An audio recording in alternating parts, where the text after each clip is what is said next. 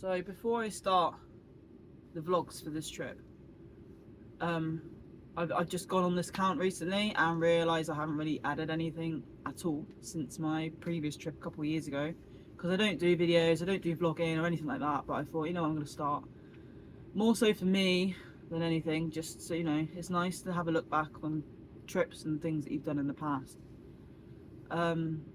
So back on my last trip, you know, anyone who's only on this or follows briefly online or whatever would know that I had a different dog. So I had Mavis with me on my last trip, the little black puggle, and I actually lost her in Turkey.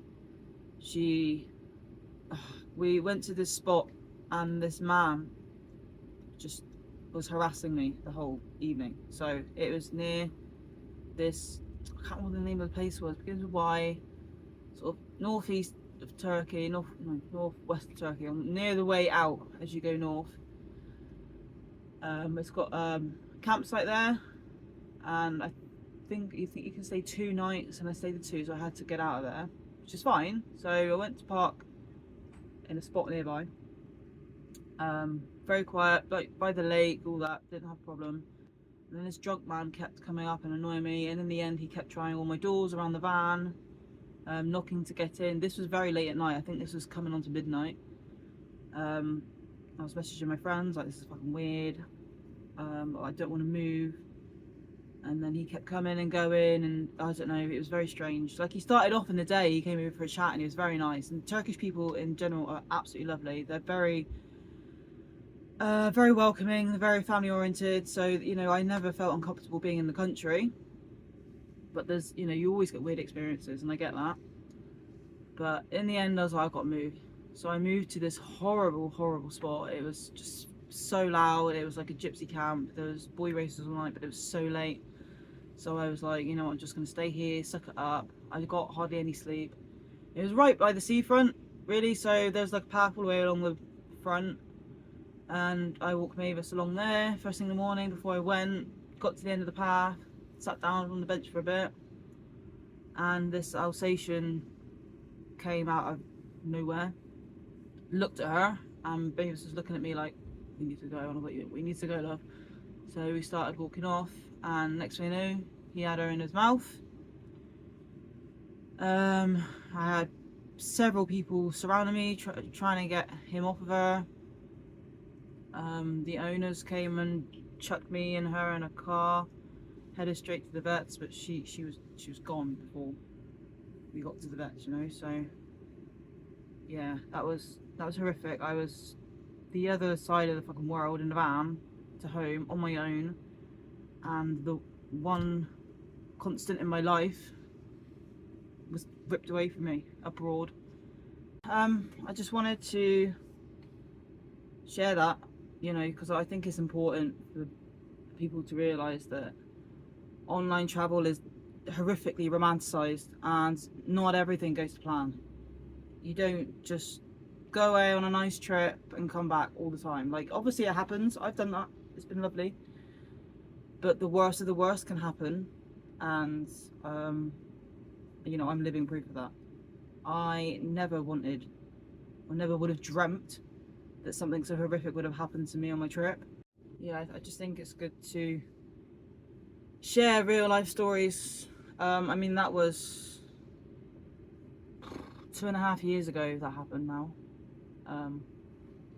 And I wanted to come straight back home, and I couldn't. I had to get festival booked for August, so this happened in May 25th.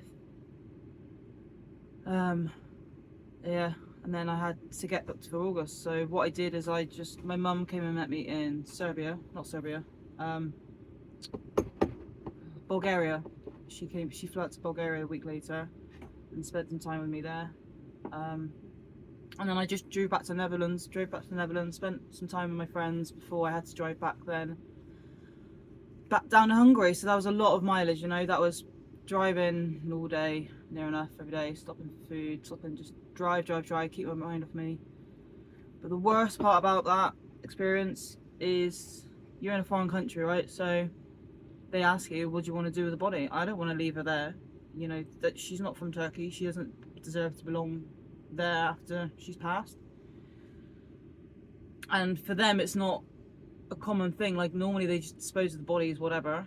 But I had a really good online Instagram friend who I was talking to through all of this, and she said to me today that she was Googling and that you can get private cremations done.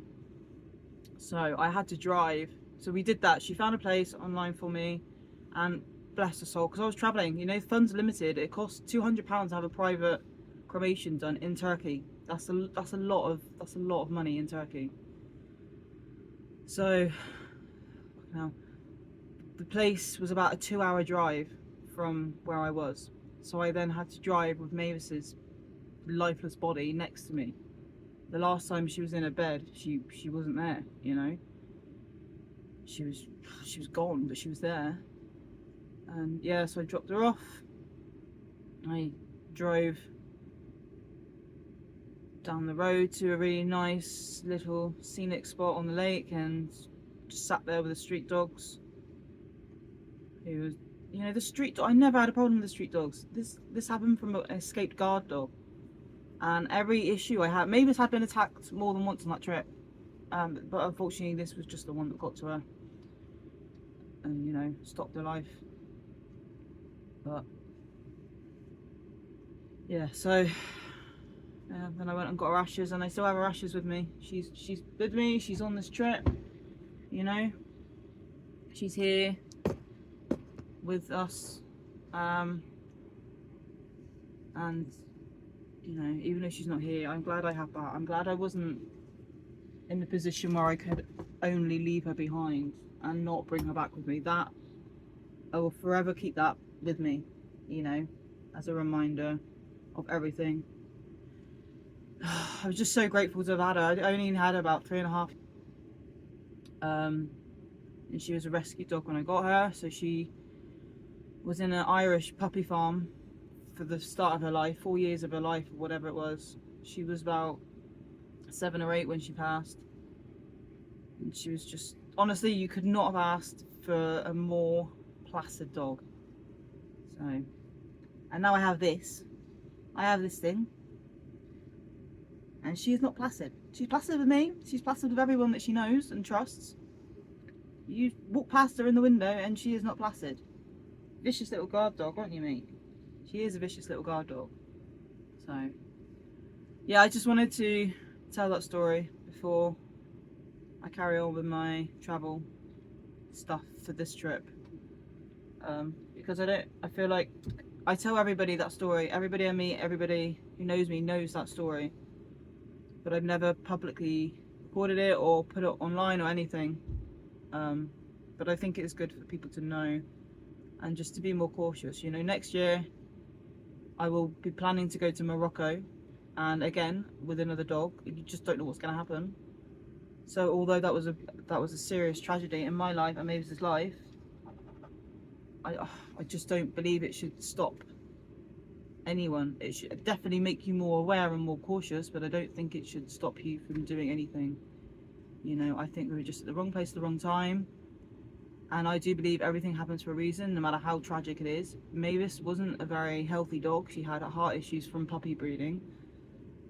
And it was her heart that gave out on the way there. And I was just, you know, I live with the guilt that I didn't do anything in that trip to, you know, any CPR or anything. Looking back on it, the mental state that I was in going through that, I was screaming. I was in shock. There was just nothing. I don't think I could have wrapped my head around anything anyone told me to do at that point. You know, I was with people who didn't speak English, rushing us through traffic, you know, running red lights, all sorts to get us to safety. But you know, it didn't work. It couldn't happen. And unfortunately, that killed what was supposed to be the most memorable trip of my life. And now it's memorable for all the wrong reasons. But yeah, I think this story is definitely one that needs to be shared. So there you go. I'll stop waffling on. I've explained myself, explained the story. But yeah, you can keep following. I'll be doing happier videos now for this trip. Now that I'm away again for a few weeks off work. It's exactly what I've needed. So yeah, keep following. In memory of Mavis, I got her next to me forever. This was actually a photo taking in Turkey that I had done in Cappadocia, as you can probably guess with the balloons, but it just looks exactly like her.